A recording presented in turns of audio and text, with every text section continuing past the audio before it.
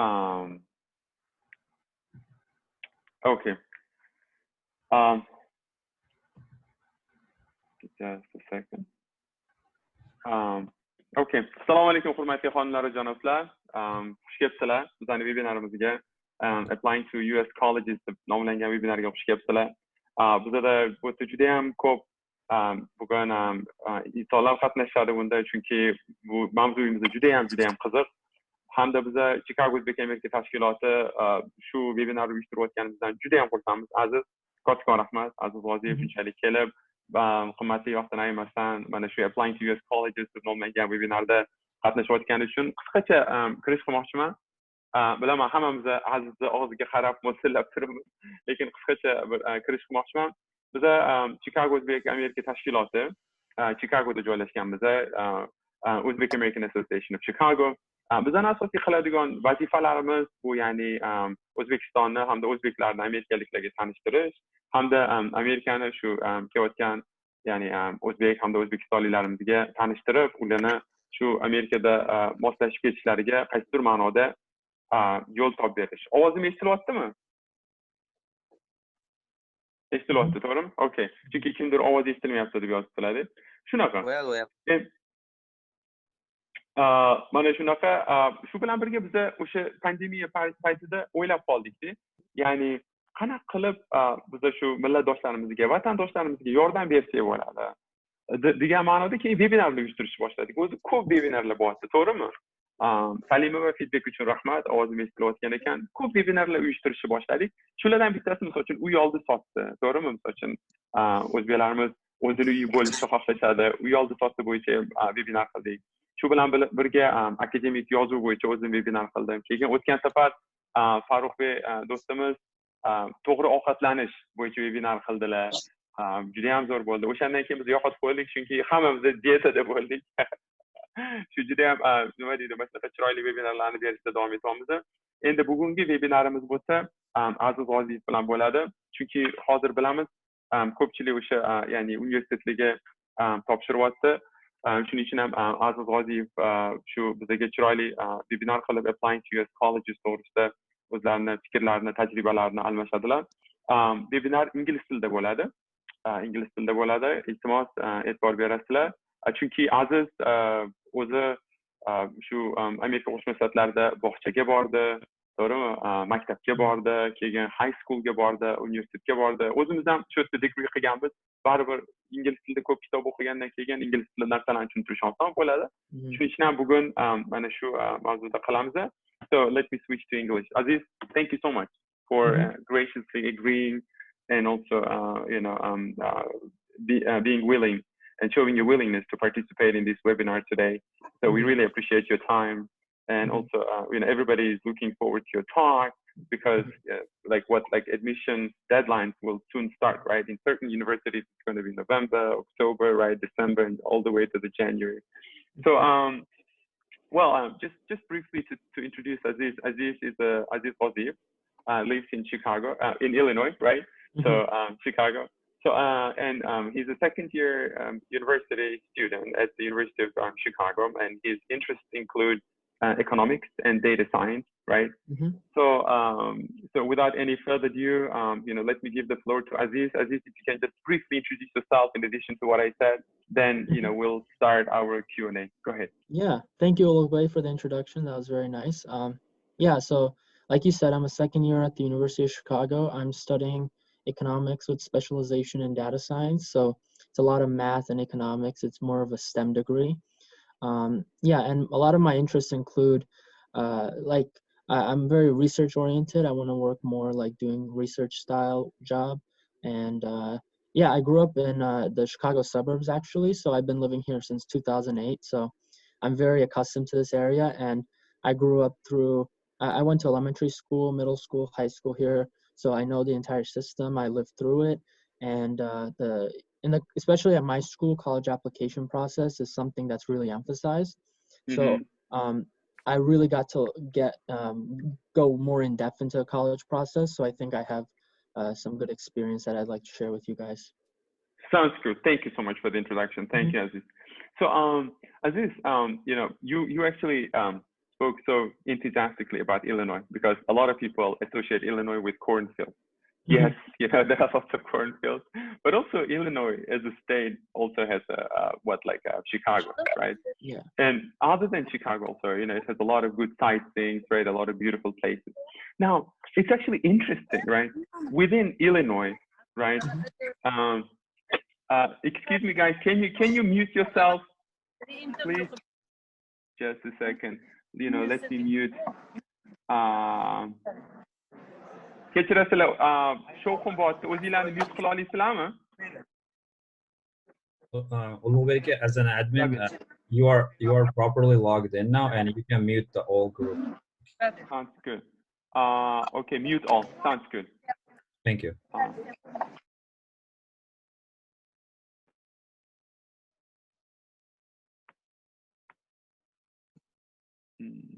Just a second. So Aziz, okay, very nice. Aziz, can you hear me? Yeah. Yes. Okay, good, very nice. So thank you so much, Kushambi, for the advice. So okay, so Aziz, right, in Illinois, right? I mean, there are lots of universities, right?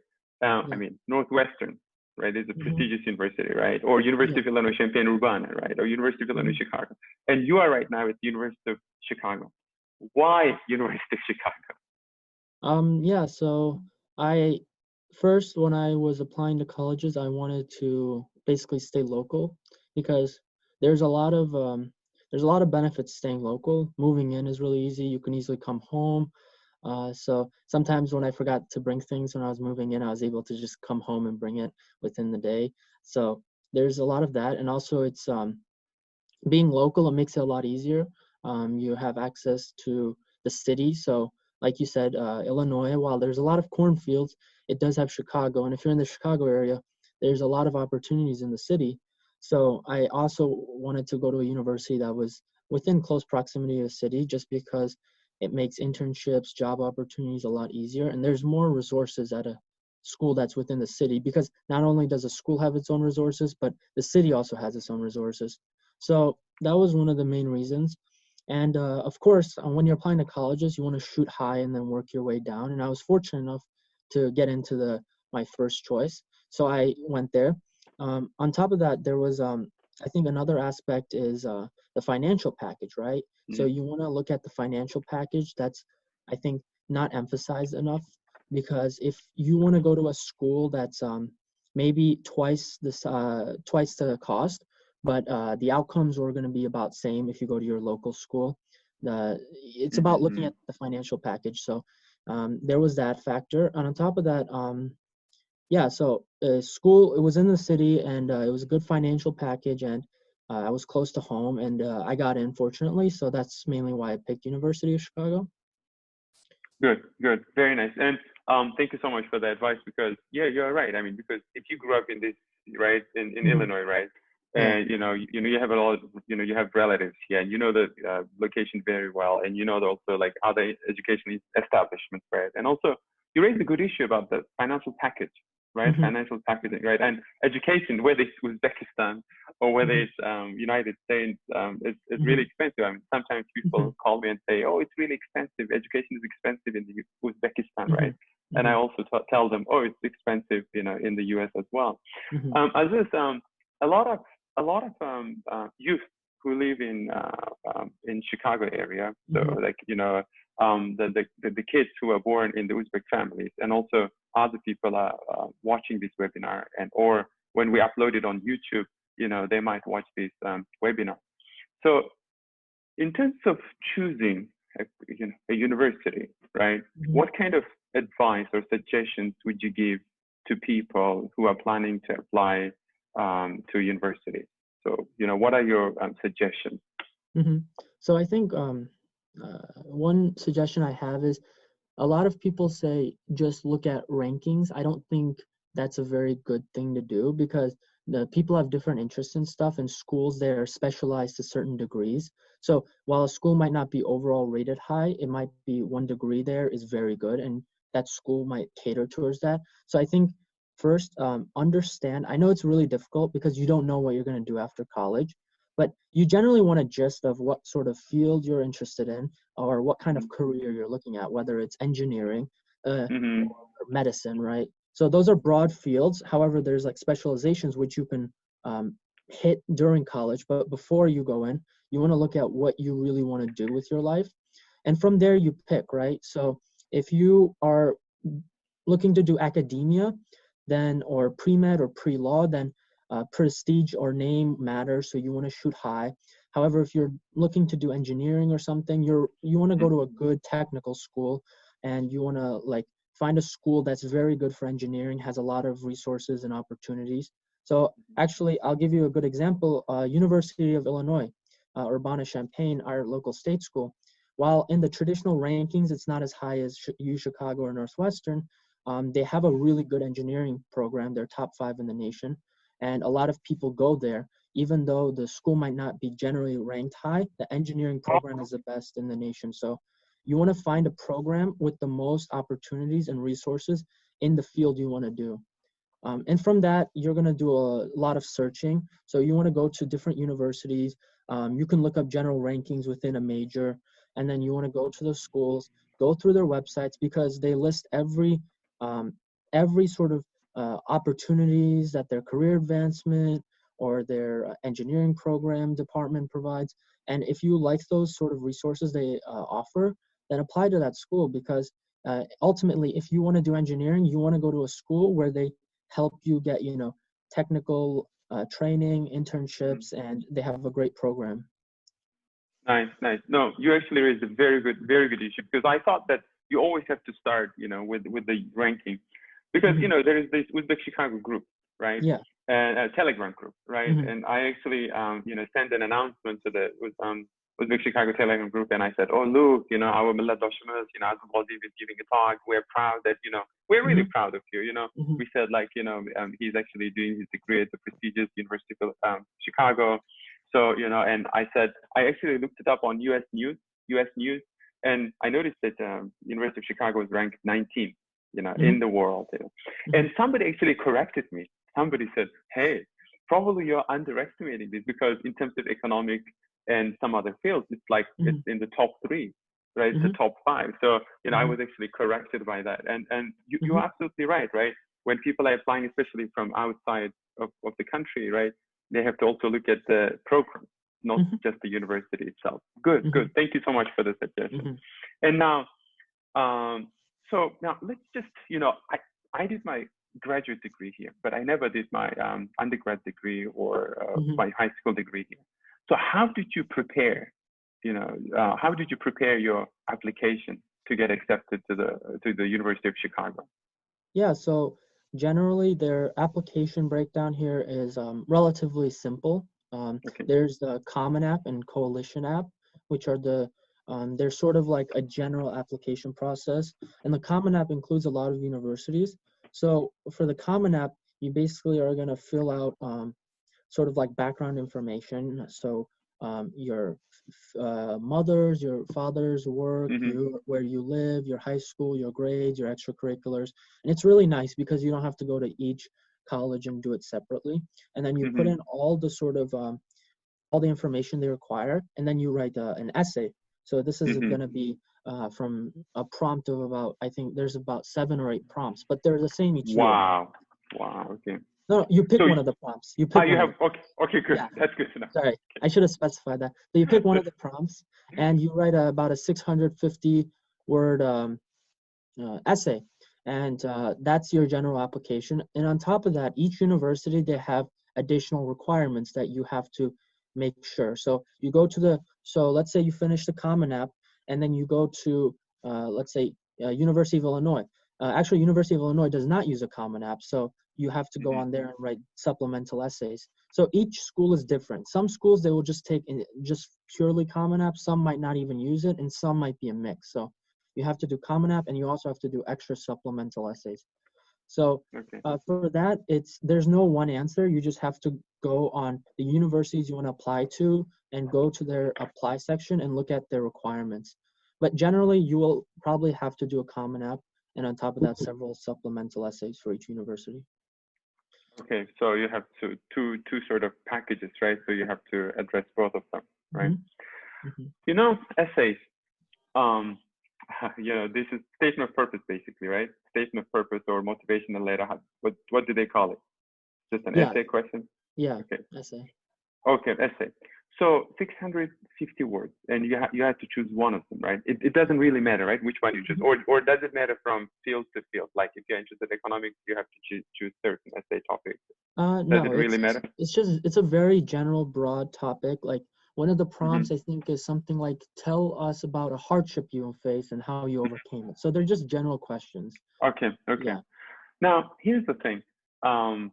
Now I'm sure that a lot of high school to be graduates, or some people who are watching us in Kyrgyzstan, Uzbekistan, or Central Asia, or in the US, who are actually working on their applications, might have probably already started working on their essays.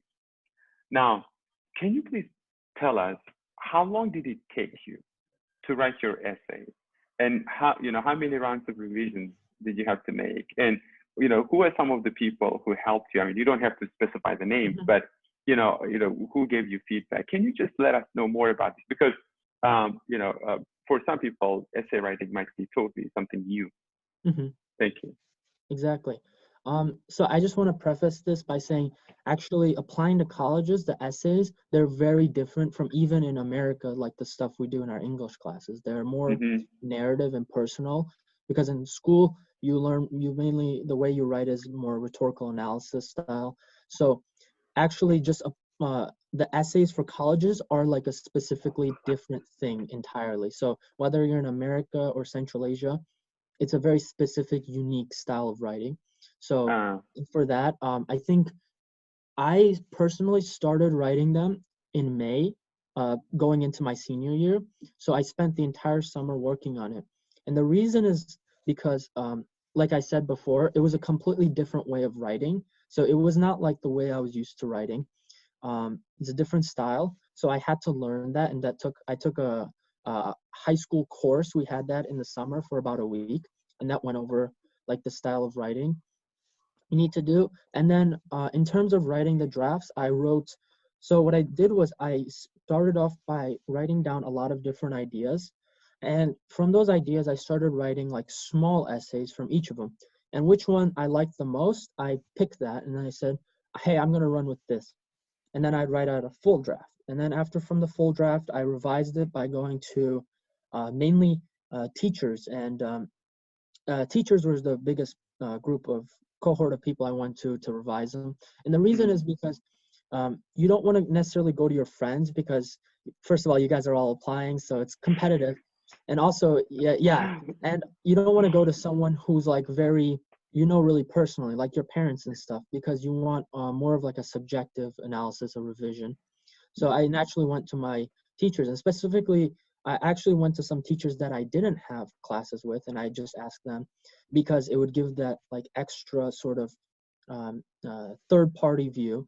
And I had them basically revise it, and this process took about 3 months. So yeah, I spent the entire summer working on it. I cranked out, I think, 10 drafts for Common App, but that's not a number that you need to look at. For each person, it's different. You might have it at the first 2 or 3 drafts, and some people I know, they revise it a lot. And you don't want to revise it too much, because then it becomes too you start doubting yourself and stuff. You just want to go with it. You want to go with the flow. And so you just want to do, so I think 5 to 10 drafts should be okay. And you're going to write many different essays. So you want to, for supplemental, so you need to have several different sort of drafts. Yeah. Good. You know what? Thank you so much. I think this is very important. Thank you for sharing your experience. This is important for 2 reasons. One of the reasons is that, you, for example, went to kindergarten in the US, went to secondary school, went to high school. And despite all of these experiences that you've got in the past, you still have to work on the essay, right? Carefully. You had to plan yourself. And also, why is it important for another reason is that, like, people like us who grew up in Uzbekistan, right? And who had to apply to colleges in the United States, we also had to write essays. I remember my experience that 2 weeks from the deadline, I started working on my essays. And at that time, I was lucky enough. I had 2 professors from Max Planck Institute from Germany who were like, I think you are late. You have to work really hard, you know. So yeah, that's what happened. So let me just summarize of what you said, because you know a lot of English language teachers in Uzbekistan, Kyrgyzstan are watching us. You know, that might be actually a good sort of tutorial for them. And also, you know, we also have these Uzbek youth who are studying in high school who are watching you right now, who might apply to universities, you know, next year or this year. So it might also be a good lesson for them. So what basically you said was that it was processed, right? You had to write multiple drafts. You said about 10 drafts, but it's not a magic number, right? It's from 5 to 10. And you also looked for someone who can objectively assess your essay, right? I really liked it because if you showed it to your parents would be like, barakallah, right? So, and also you actually took a course on how to write an essay. For me, that was an impressive. I mean, you actually took it seriously, right? So very nice. And also multiple drafts. Very nice. You know, thank you so much for this, because I hope that, you know, this is going to be a good lesson and also advice to many people who are watching us. Good. Now, sort of, it took you about what, like 5 months to work on your essay? About 3. Okay, good.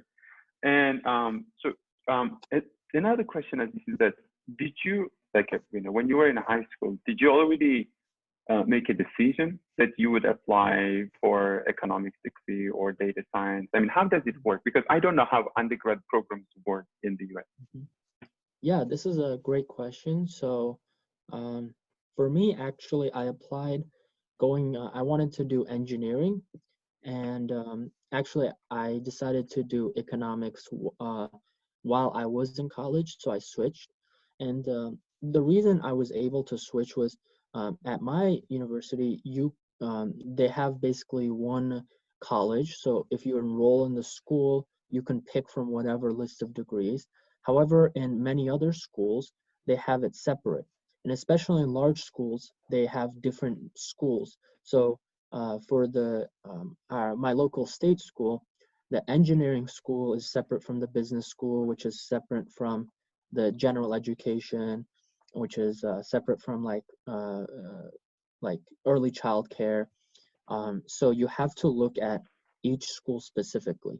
So so when you're applying, you have to understand for each school whether all the majors are under like one college or whether they're split up in different schools.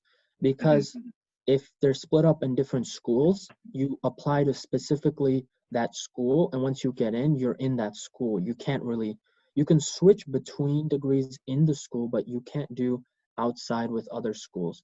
So you have to look at that, because especially for large schools, because there's so many students, they need to split it up. You need to understand this, and this is just this is on the individual. You have to go onto the college website and understand their structure. And it's not, if you go to a school where it's separate, then it's really difficult to switch out. It's almost like applying again. So that's why I say have a general gist of what you want to major in. Nice. So have a general gist of what you want to major in. And I think you also raised a good issue. You said, look at the website, right? Look at the university's website, because you're absolutely right. Like, for example, there is a public school, right? There are private schools, right? You know, there are certain colleges, and even though they are all located in the United States, right? They might have different requirements, right? Okay, that's a really good advice, because, you know, and again, right, as I told you, a lot of people from Kyrgyzstan and Uzbekistan are watching us. You know, one thing I like about US is that it's structured, right?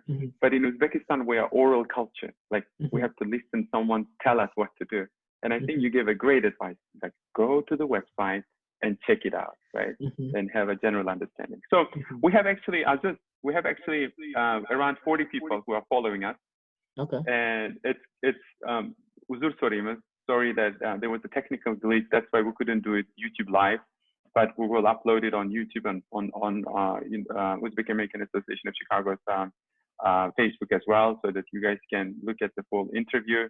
And Aziz has graciously agreed, you know, to share the video with all of you.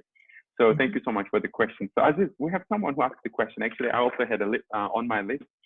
So were you in some sort of sport like, being engaged in some sorts of sport activities contribute to your college admission? Like, can you also let us know about it? Like basically the role of sports in college admission, and did you specifically personally, use sport activities to your advantage? Yeah, so this is a great question. So I was personally in sports, several sports. I did soccer and track. They were a big time commitment. So, however, I was not very good. I never won awards and stuff, which leads into my point is sports, I think, are one of those things and it's for generally any extracurricular. If you're going to do sports and you want to really dedicate a lot of time to it, only do it if you're very good, I think, if you're aiming to go to college as a result of it. Because what happens is many people participate in sports, and I'm not saying don't do sports. I'm just saying if you want to do it, if you want to get a scholarship through sports, then that's going to be like your entire time commitment, because in America they take sports very serious and it's a very big time commitment. Mm-hmm. So I would say do it if you're going to win awards, or if you're already good, then put more time into it. However, if you are looking to, let's say, do pre-med, right? You are probably better off doing some other extracurriculars, like volunteering at your local hospital, for example, or finding other things to show demonstrated interest, because that will definitely help your equity when applying for these universities. Because sports, if you're looking for just a scholarship, then you need to do sports very well and you need to be very good. Otherwise, it's sort of that dead weight loss, right? The extra time might not be beneficial. You might be better off putting your time somewhere else. So, okay. Yeah. Good. Thank you so much for this advice, because that was also a kind of question that really interested me. Sherdar, thank you so much for asking this question. So the next question is actually coming from Savara, who happens to be my wife. Yeah, so I have to ask this question. So her question is that, did you have an interview, like after you get accepted to University of Chicago, did you have an interview? And can you please let us know about if you had one, did you have, what kind of questions were asked? Can you let us know about the interview process? Yeah, for sure. So for applying, there's no interview after you get in. Some schools, they have interview when you're applying. These interviews, a lot of schools are going away from them. Like for my school, they got rid of it several years ago. Other schools are getting rid of it. So the interview itself, in the schools who do have interviews, they're they weight them very low in the application process. So I don't necessarily think that's something people should worry about. If you're going to do them, they want you to come in just very casual. It's more of like a friendly conversation. They'll be like over coffee. It's nothing super formal. It's more business casual, and you're just going to talk about your interests and what you like about the school. They're very casual. Sometimes they can go 30 minutes, and I've had friends who told me their interviews went 2 hours because they're just talking about just random stuff. So I wouldn't worry about interviews. They're weighted very low, and most schools don't have them anymore. So. Good. Yeah, thank you for that. Because looks like so you didn't have an interview process, and as you said earlier, right? If you want to know the requirements, right, admission requirements, people need to go and check the website. And because some universities require interviews while others don't. Okay, good. That's really good. And as I told you earlier, there are a lot of people, especially the youth, right, Uzbek youth, who are right now in their high schools, who also would like to apply to, local universities and, stick around here. And they're in their high schools. So what kind of advice would you give them? Like while they're in a high school, what do they need to do, like to get admitted to the universities of their choice, of their interest, or the prestigious universities like yours, University of Chicago? So what kind of homework do they need to do while they are in their high school? Yeah. So like I said, I think understanding, have a 5-year goal, right? What I mean by that is look past college as well. Look a year or two into your career. What do you see yourself doing? Or a general gist, right? So from that, you want to create that list of colleges, and some people, they might not even go to college, they might do technical school. So there's all sorts of variety of options here. So after looking at that, and if you want to go to college after that, I think you should definitely try to find a good list, right? A good list is 5 to 10 schools, I think. Any more, then you're sort of spreading yourself thin. Any less, it might be kind of risky in case you don't get into all of them. So you want to do that. And from that, I think just generally find schools that are oriented towards the sort of degree or major you want to study, and look at all sorts of different factors. Financial factors is another thing. Your local community colleges, they give discounted, and you can go there for 2 years and transfer into a university to save costs. And that's actually not a bad thing, because the community colleges and universities, a community college, they go over gen ed requirements. Sorry.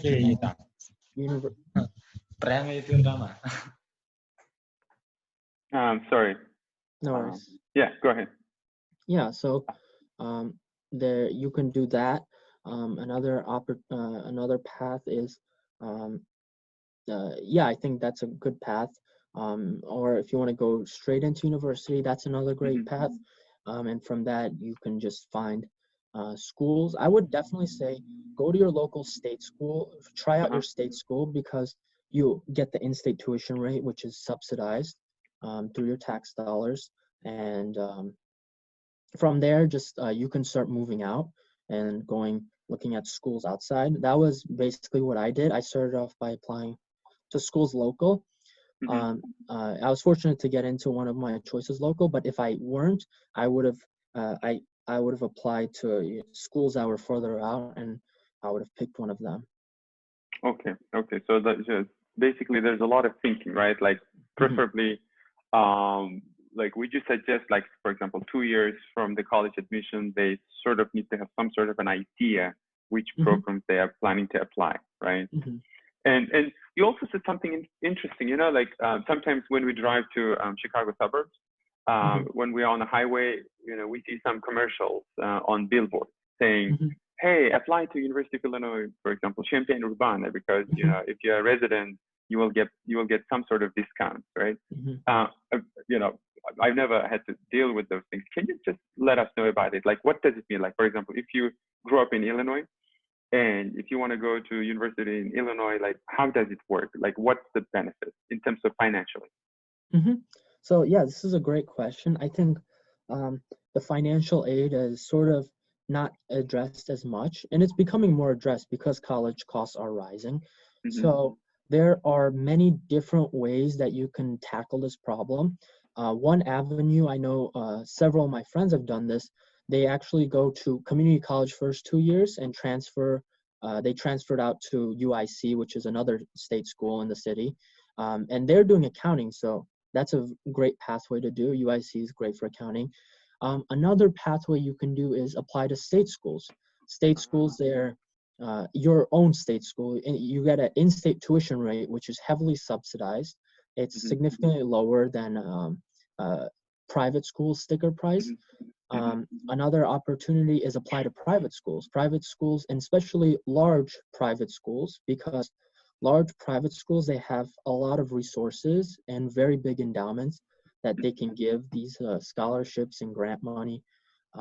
So they have a lot of no need merit, blind, it's called need blind scholarship process. So they're just going to look at, it's blind process, so they don't look at your race or anything. They just look at your financial situation and whether you qualify. That's why I tell people, apply to different styles, apply to private schools, apply to your public schools, and if those don't work out, then you can always do another route. Yeah, no, you actually gave a great advice, because I think in the US, one of the positive or good problems, if I can say, one of the good problems in the US is that you always have options, right? Sometimes you have too many options, right? Like, for example, first of all, like, oh, I have to get admitted to the university. I really want to study in the university. And you apply to, let's say, 10 colleges, right? 10 universities. And you get admitted to 5 of them. And 3 of those will give you wonderful scholarships and tuitions. And now you have a problem. You don't know which one to choose. You are right? Like sort of spread wide, but also, make sure that you don't spread thin necessarily, right? Okay, good. Great advice. And one more thing I want to add on to that. Test scores, SAT, ACT, those scores, you can actually go to schools and they have different types of scholarships, like presidential scholarship, merit scholarships. And these, they take your GPA and they take specifically your test scores, and they give you scholarships on that. So if you, I recommend that you really invest time in doing well on these tests, because even improving several points could mean the difference between $1,000 or $10,000, which are huge in savings. So, wow, great.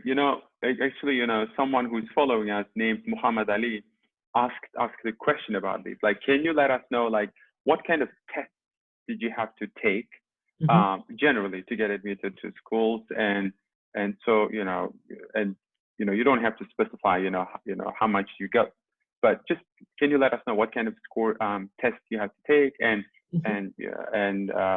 that's it. Okay, so there's SAT and ACT, which are the 2 main tests. And I took both of them. However, I used my ACT score because that was my highest score, and I liked that score. So for those, I would say you should, there's a lot of free resources online. You can definitely find a lot of resources. Libraries have textbooks. They mostly, I know in America for sure, you go to your local library, they have these prep books and they have specific section. I know in my local library, they have a whole row just for test prep, all different types of test prep books, and you can go through those. Khan Academy has great resources for the ACT, and they're partnered with the College Board, so the questions are high quality. They're direct, they're past College Board questions. So for those tests, I would say a lot of it is you can do it. There's enough resources online that you can self-study. That's mainly what I did. Another thing is I know in America they have test prep classes sometimes in the summer. You can like take those. Kaplan, this kind of thing. Yeah. So you can take one of those, or local high schools. Go check out your high school, see if they have a course, because I know in my high school they had over the summer boot camps, a week or 2 of taking like a lot of practice tests. And sorry for interrupting you. So your high school, a lot of youth, Chicago youth are watching us. Which high school you're referring to? What was your high school? I went to Stevenson, but I know many other high schools, they have over the summer these prep classes. So check out your own high school's resources, I would say, because the high schools there, they want kids going to college. They want their kids succeeding, because the amount of funding they get is determined by how much success their kids achieve. Okay, great. So can you let me, like, did you have to go to, let's say, Kaplan type of programs, or did you study for SAT and this is on your own? I did on my own. I think one of the things that's, those prep classes are definitely costly, and it's difficult for some individuals to pay. However, we're very fortunate nowadays that resources are plentiful. You can easily go online, and like I said, the Khan Academy, they have 8 practice tests that are like direct from College Board. So they're very high quality. You can go through them. And you can go online. There's a lot of test prep sites that gives out free questions from the past. I personally, I don't remember the website, but I used a website that had repositories of past ACT tests. So I just went through them and just did practice, because these tests, they have a formula, and as long as you sort of practice, you'll get a hang of like the formula of the questions they ask. And that's mainly it. There's no magic ingredient. It's mainly just practice and look up online and try and understand how the test questions are asked, what specific questions are asked, and many people have written about this online, so you can easily find it through search. Nice, very nice. So Khan Academy, in addition to Professor Google, right? Yes. These two things, and Yeah. practice, right? Practice makes permanent. Perfect practice makes perfect. Good. No, thank you so much for the suggestions. And you know, we actually talked about, because this is a typical question. Sometimes people ask me, like, you know, I have like IELTS. You didn't have to take any proficiency test, right? Because No. you're you know, native speaker of English, right? Mhm. So you didn't have to take it. You went through the college system here, high school system, so you didn't have to take it. Because sometimes you know, many people ask me, you know, they have, let's say, IELTS 6 points. It's an English proficiency test. For example, they get 6.5 or 7 out of 9. And they ask me whether it's sufficient or not. I always tell them, the more you get, the better it is for scholarship and, you know, fellowship purposes. And you exactly said, you actually confirmed of what I said. So the higher you get, qanchalik ko'p otanglar imtihoninglardan, shunchalik o'sha SAT, ACT, IELTSdan shunchalik yaxshi bo'ladi. The higher you get, the better it is to get a scholarship. Now, here's the thing. Someone asked the question, is it Salamat Avezov? I think if he said something like, give me information for studying disabled persons to take magistrate degree. I think what he wants to say is that, are there also scholarships you are aware of for applicants with disabilities? Yeah, I think that's a great question. Thank you, Salamat, for the question. If you're talking about taking tests they give accommodations, so it's required under Disabilities Act, and you will definitely be accommodated for, so you don't have to worry about that. And for the magistratura degree, is that master's or undergrad? I'm sorry. A master's. Okay, master's. Yeah. So for studying, I think I'm not certain about the master's degree application. I think those are very more specific to the school and for the type of master's degree you're getting. But if your worries are about accommodation, you will be accommodated for, and there are definitely scholarships. I think there's very niche scholarships for different disabilities, whether you qualify for them, so you can apply to them. These scholarships you can find, I think, there's websites like scholarships.com that go over different types of scholarships, or you can look up yourself, right? You type in disabled scholarships, or if you have a specific disability, then you type in that and then you write scholarships, and you should be able to find it, I think, if you look up online. Yeah. Good.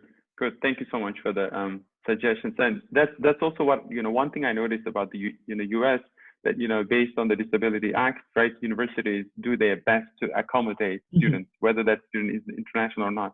You know, when I was at University of Illinois Champaign-Urbana, I saw a visually impaired student, and I asked him like what he was studying. He was doing his either master's degree or PhD in economics. And I asked him, you know, whether he's able to find books and lectures, and he told me that the libraries would provide him audio lectures and, you know, would provide him with books, and it was interesting. And I remember there was a 2-story building in one of the universities on campus, I think in Arizona, and they were doing an elevator, right? In Uzbekistan, we call it lift. They were doing an elevator, but it was only a 2-story building. And I asked them why they were doing this, and they told me, you know, according to the Disability Act, if the building has 2 stories, it must have an elevator, so that you know, a person with a disability should be able to go to the 2nd floor, right? So as you said correctly, right, it varies from graduate degrees to undergrad degrees, and also maybe the university website, Salamat University website might have information how they actually accommodate students with disabilities. So please check it out. And again, it varies from university to university. And so there is another question by Ahmadullah. Maybe you can read it, Aziz. So if you found yourself through your college application again, what things you would have changed? So it's sort of a reflective question. I mean, I'm not necessarily sure. I don't think I would change the college app in general. I think I would change like what I did throughout high school. Maybe I would have pursued things that I like to do, and that would have, you know, I think that definitely would have helped. Sometimes I felt like I was doing certain things just to put it on the application. However, I think if you really enjoy something and you enjoy spending time, it's a lot easier to push through that. So in high school, that might be difficult. That might be difficult in high school because you don't know what you really like to do. For me personally, I mean, college app, I don't really necessarily remember what was on it. I think I wouldn't really change anything, but that's because I changed a lot while applying. So you want to change it.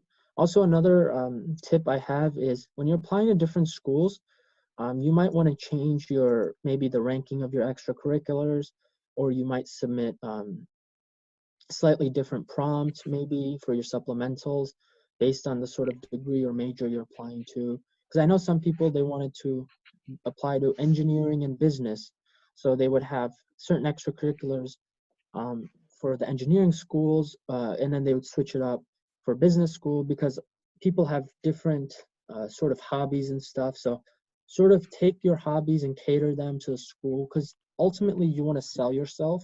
You want to sell yourself to the school, and you do that by showing, hey, look, I'm interested in this, and if you look at my extracurriculars, I've spent 10 hours doing this, which shows that I'm interested in this. So I think that's mainly what you want to do. Nice, and good. That's really good to know. And one more person, Muhammad Ali, I think asked a question. So you are right now a second year student, right? So you're studying at the university. Do you also have to work? Like, do you have to work and study?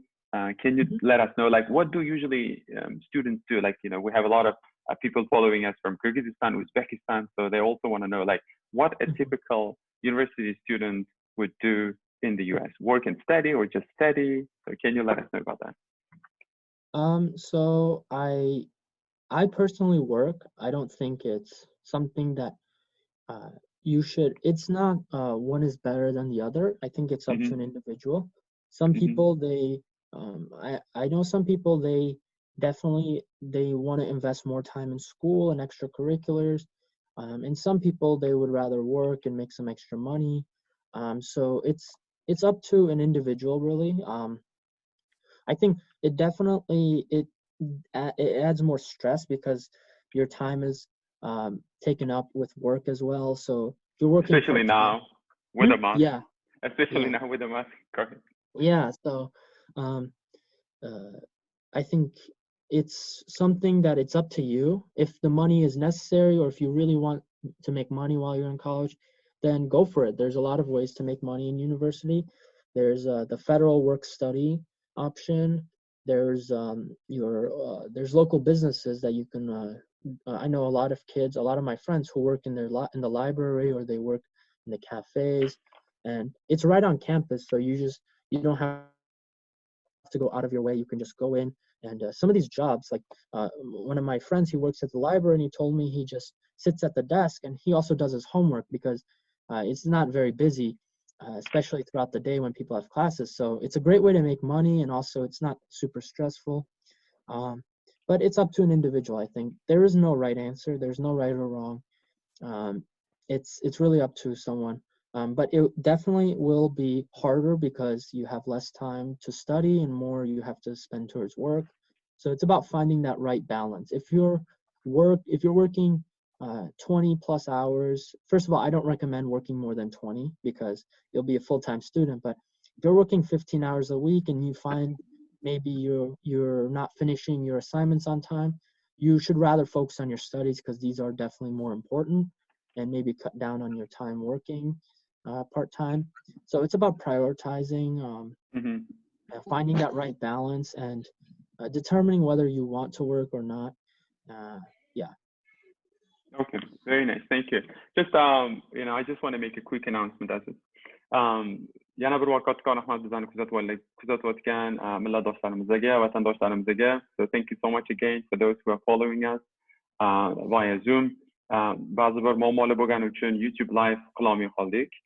Facebook live ham qilolmay qoldik. O'shanga uzr so'raymiz, lekin bu hozir biz buni ya'ni zapis qilyapmiz. Xudo xohlasa Chikago Universitetining tashkilotini website-ga qo'yamiz. So our apologies for these technical glitches. Due to those technical glitches, we were not able to do YouTube live streaming and also Facebook live streaming, but we are recording the session right now, and we are planning to upload these on our Facebook and also on our YouTube channel. Okay. Savolinglar bo'lsa yana beringlar. Menimcha 10-15 minutdan keyin xudo xohlasa tugatsa kerak. So if you guys have any questions, please let us know. Aziz, I just want to let you know, and also it might be of interest to other people. You know, like University of Chicago, right? You know, top-notch university in the world. They offer actually an Uzbek class. They offer an Uzbek class, so that's an interesting fact. It might be an interesting fact to other people. And also, you know, you are doing your undergrad degree at the University of Chicago. I also know a sister. She actually lives in suburbs of Chicago, who is doing her MBA degree, I think master's degree in the School of Booth there. So it's a very prestigious place. Faxrlanishimiz kerak, millatdoshimiz borlar. O'sha universitetda biznes bo'yicha magistratura qilyaptilar. U dunyoda 3taligiga kiradigan universitet.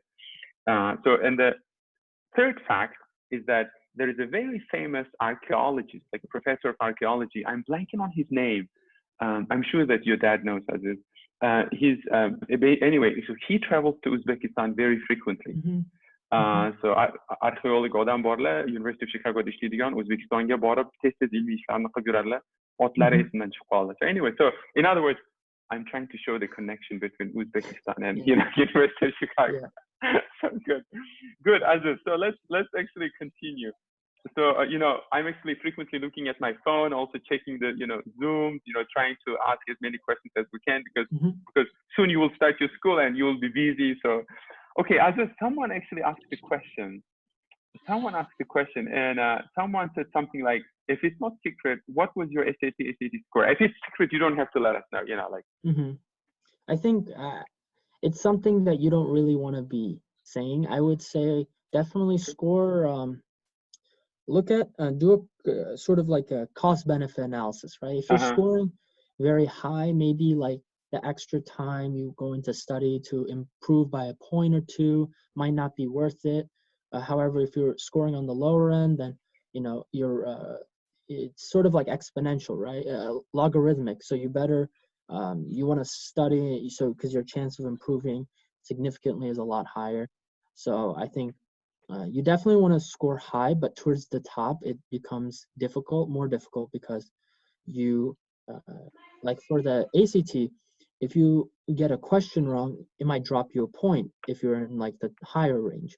If you're in the middle range, it might be 5 questions might drop you a point. So you can definitely improve, but once you start getting to the top, it becomes really difficult, and it's more luck based because you might just get a question wrong. So it's not worth it if you're already sort of peaked out. But if you're in the middle, I think there's definitely room for improvement, and you can do that to improve. Okay, and also thank you, Aziz. I think that's a great response because correct me if I'm wrong. Like in the U.S. culture, right? Correct me if I'm wrong. In the U.S. culture, who did you vote for? What was your score? And these kind of things are sort of sensitive questions, right? Yeah. Okay, good. That's what I want to inform the people who are watching us, right? So because back home it's an okay question, but here it's a sensitive question. Yeah, and it's not even sensitive. I'm more than happy to tell, but the problem is a lot of people. I don't want to sort of give the wrong impression that you should look at yourself and compare yourself here because college application process is holistic. I have friends who have scored lower than me, but I have friends who've scored lower and they've gotten in, whereas friends that have scored higher haven't gotten into some universities. So it's a very holistic process. There's many different moving parts. So the test is one of those things. It's do as well as you can, try and score in the upper echelon. And once you're there, focus on other aspects of the application process. Good. Since you're a researcher, so there are lots of variables, right, in the school application. Good.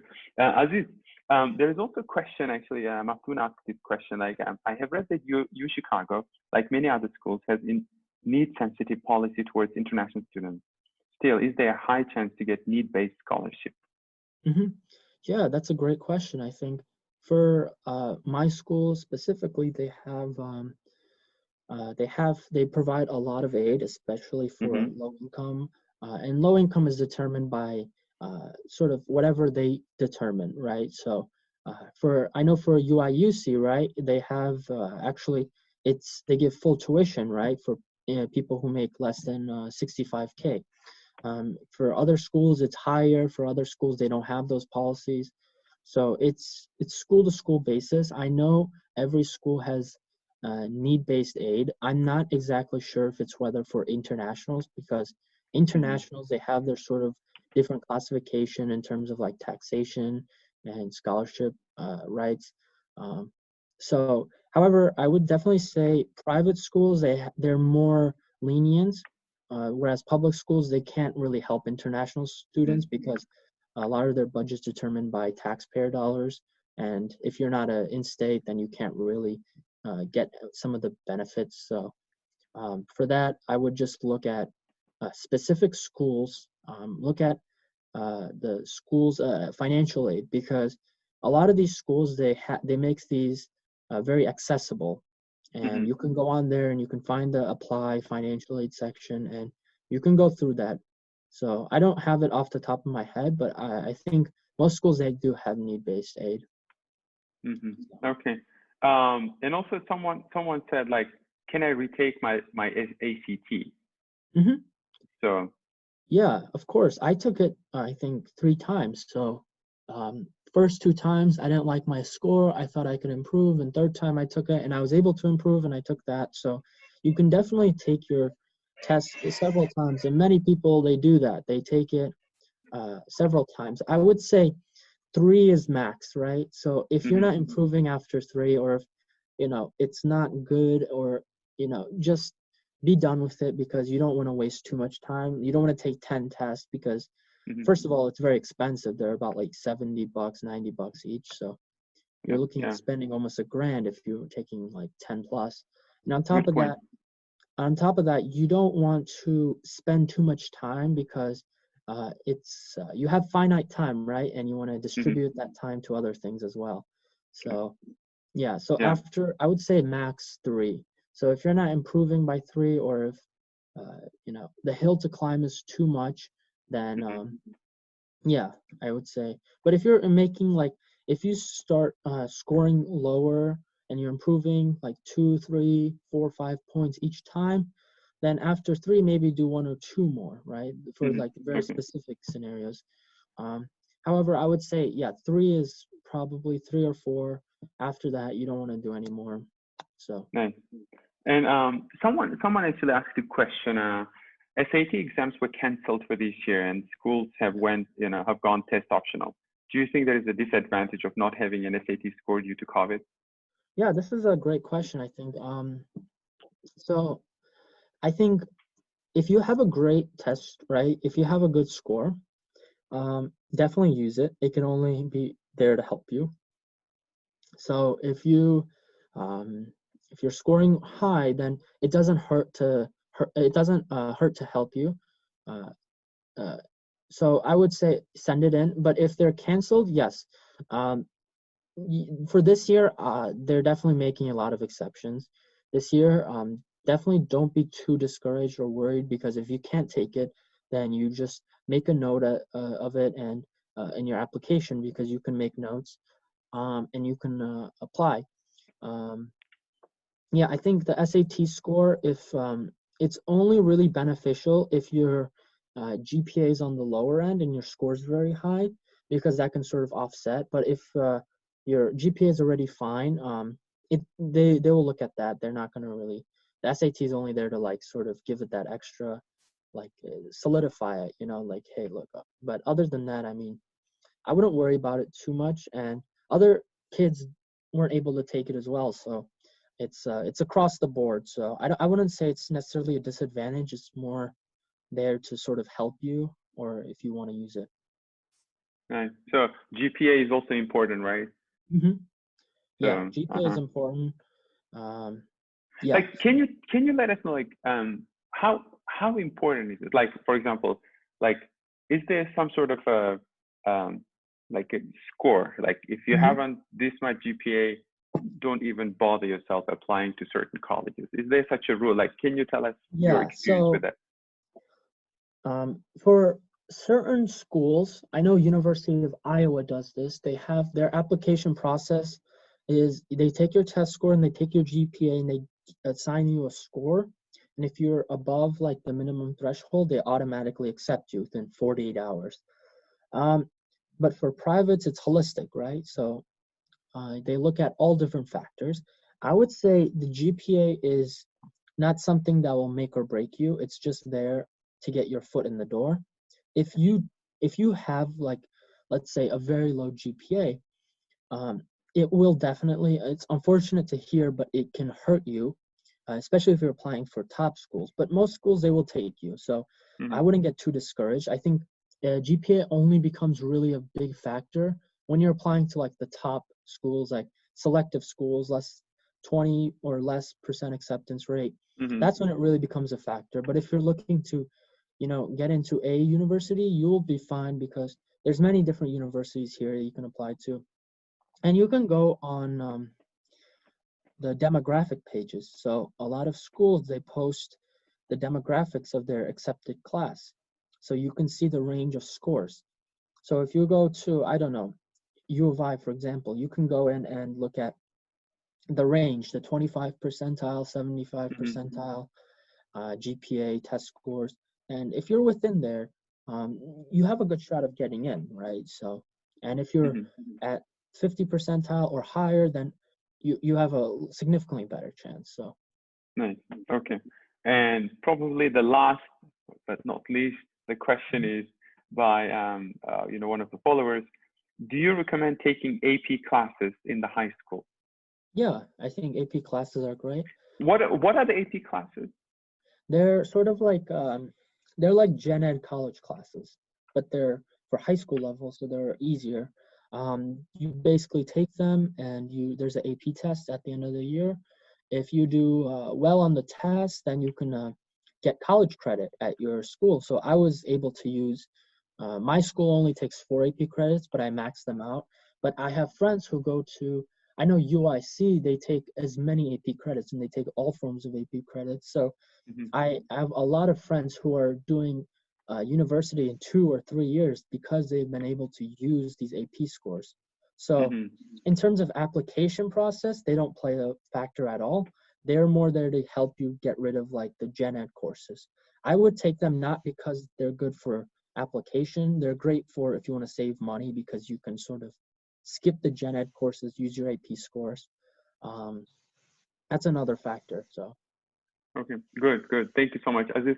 Aziz, I just want to let you know that, like, for example, my wife is following right now this Zoom. I'm, asking you some questions and also asking questions from the followers. And I'm actually learning a lot, because, I mean, my wife and I also want our daughters, to get accepted to some of the local universities, and especially prestigious universities like the University of Chicago, because I've been to campus. I mean, it's just gorgeous. And Northwestern, I mean, it's just gorgeous. There are many, many beautiful and really good universities, in Illinois. So I'm learning a lot. And also people who are following us, right? The Uzbek youth group of Chicago, and the Uzbek American Association of Chicago, they're also following. They're learning a lot from you. So in other words, like, you're also inspiring many families and also, many high schoolers right now, whether they're Uzbek or not, or, people who are applying for these universities. So you're a great inspiration for all of us, and you're giving us lots and lots of suggestions. So thank you so much for that. Now, there is a question. I mean, I promised that it's going to be the last question, but someone named Lola said, "Hi, Aziz, my son is interested in engineering. He's in the sixth grade now. Could you please talk a little bit about this field? What are the opportunities, or is it growing field? What would you suggest him in order to prepare from now on?" So, I mean, if you know about engineering, go ahead. But generally, what kind of suggestions do you want to give to this sixth grader so that he can also study in, universities like you are studying? Yeah, that's Zalala. Thank you for the question. That's a great question. I think it's very good that your son is already interested in something, and it's definitely can help him. So if he's in sixth grade, he's probably starting middle school now. And I would say middle school, you can't really do sort of as much as in high school, but there's different things he can do, right? So I would just say help him like cater to his interests, right? It's not about specifically get him to this club or do this. I would just say, he's in sixth grade. There's like, I remember when I was in sixth grade, I used to have these like sort of like toys that you can like, I don't remember what they're called, but you would create like circuit boards, and it would make like a fan work and stuff. So you can get him those things so he can keep doing that. And once he goes to high school, I would say there's clubs and stuff he can try. He can definitely try and get a part-time job, maybe as an apprentice or something. Um, so there's different things you can probably find. I would start off by looking at high school. He's definitely on the younger end now, so I wouldn't worry too much right now. Don't focus on specifically pushing some engineering things on him. I would say just that might actually demotivate him if it becomes sort of like a job or something, or a requirement. I would say just let him have fun with it, and then throughout high school, take classes like AP Physics or something. They do, I know in AP Physics C, which is a class I took, they did a lot of like magnetism, and we worked with circuitries. Take classes that are like, that would pique his interest like that. Recommend for him to take classes. And in terms of opportunities, engineering's a great field. Starting salaries are anywhere from $60,000 to $100,000, and it's only expanding. It's very good. In terms of job security, it's great because it's a high skill and it's in high demand. So that's a great field to go into. And in terms of preparing for college, I would say just find things that are sort of tangential to engineering and recommend those to him and see if he joins, and try and push him to try it out. And if he likes it, then he'll keep doing it. If he doesn't, then maybe that's not for him and he might change his idea. And within engineering, there's different sort of fields, subfields. So there's computer engineering, there's mechanical engineering.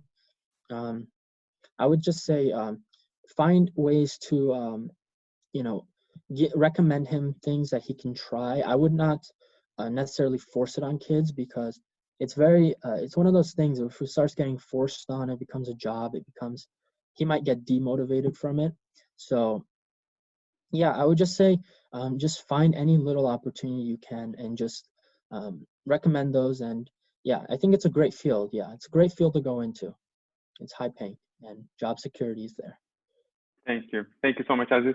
So a lot of people are, expressing their gratitude to you. There is Mukarram Khan. I know that she's following us somewhere from New York, I think. So thank you for helpful tips for organizing this event. And also there's Ahmadullah. Thank you for hosting such a great event. We students appreciate your effort. Thank you so much. So Aziz, thank you so much. And also please convey my greetings and gratitude to your parents, in Kenya, and also to your sister, because I'm sure that they also contributed a lot, to your development, also to your admission process. Because when the children, whether son or daughter, when they're applying to universities, probably the most nervous people are parents, probably. Yeah. So that's why, yeah. Katta rahmat, Allah razı olsun. So sana inshallah rahatini korusun. So katta rahmat. So we really appreciate your time, and also really appreciate your input. And I hope that we'll also do events like these in the future, right? Because we have a lot of Chicago youth, who now following you and, listening to advice, and will incorporate them into their study plan, hopefully. Yeah. So so do you want to say something? Yeah, I want to say, thank you for organizing it. Thank you, May. I think you did a great job. And I'm very grateful for your questions and for everyone else's questions, because I can understand. I went through the same process, so I know what it's like to not really know or get a firm grip of how this works. But I just want to say, persevere. It's not the end of the world if it doesn't go plan A or even plan B or even plan C, because inshallah, everything's meant for a purpose, and you should definitely keep persevering. And you never know. Once you get into college, you might realize, hey, I might like something totally else. That's what happened to me. I applied thinking I would do engineering, and I got in, and I'm doing economics. So you can always go different pathways. I would just say, I think the most people I've found that had the most success are the ones who in high school, they did stuff that interested them. Because when that stuff interested them, they invested time into it, not as a result of, not because they should, but because they wanted to. And when that happens, you can definitely succeed. You can start, going to competitions and win, because it's easier if you have a natural interest for this. And I think that was one of the things I didn't really understand in high school, is to do things that I liked. And I didn't do certain clubs or certain activities because I thought they were not good for the college application process. But I definitely think people who pursue something they like, you should keep doing it. And this sort of college application process and going to college is it's just a checkpoint. It's not like a final destination. It's just something to give you a heads up of, hey, look, this is where you are. So just keep doing what you like to do. Keep studying hard. And for parents, I know it's very stressful, but you definitely want to let your kids have sort of the freedom to take classes, do this or that, find something that piques their interest. You don't want to enforce too stringently. I know it's very tempting, but I think kids who have more leeway, they know what they want to do. They know what they like to do. You definitely want to motivate them. I would say motivate them. Show them opportunities. I wouldn't push them into things, but definitely show them and let them try and motivate them to try it out. So that's my recommendation. And I think everyone, just the fact that you're here and you're interested in this already means like you're looking and you're going to be trying, and just trying will get you far, in my opinion. Nice. Oh, this is a great message. Great message. I love it. My kids are right now just in the playground. So as soon as they come, I'm going to get a grab cup of coffee and tea for them, and we're going to watch these, especially the last 3 minutes of this webinar. Thank you so much, Aziz. Thank you. Thank you. Katta rahmat. Just want a quick thing. Yana bir marta katta rahmat Azizga. Yana bir marta katta rahmat bizani kuzatayotgan insonlarga. Chikago Universitetining tashkilotida shunaqa vebinarlar uyushtiryapmiz. Xudo xohlasa yana college prep yoki kollejga tayyorgarchilik ko'rish, shu narsalar bo'yicha yana gaplashamiz. Xudo xohlasa Pensilvaniyadagi bir akamiz ham bolalar tarbiyasi to'g'risida ham bir webinar qilinglar deb aytuvdilar 1,5 oy oldin. Biz odam qidirib, ularni vaqtiga qarab, mavzularni aniqlashtirib, shu bo'yicha harakat qilyapmiz. Yana qaysi mavzularda webinar qilishimizni xohlaysizlar? Iltimos, bizda Facebookga yozinglar yoki YouTube'da comment qoldiringlar yoki O'zbek Chikago Telegram gruppasiga kelinglar. Bilamiz, bizning prezidentimiz Olim aka Sharif ko'pchilik bilishadi, ularga yozinglar yoki Chikago O'zbek Amerika tashkiloti board a'zolariga yozinglar. Biz yana webinarlar uyushtiramiz. Katta rahmat. Aziz, thank you so much. Good luck with everything. Omad tilaymiz. Good luck with everyone. Good luck with your application process. Rahmat kattakon. Thank you.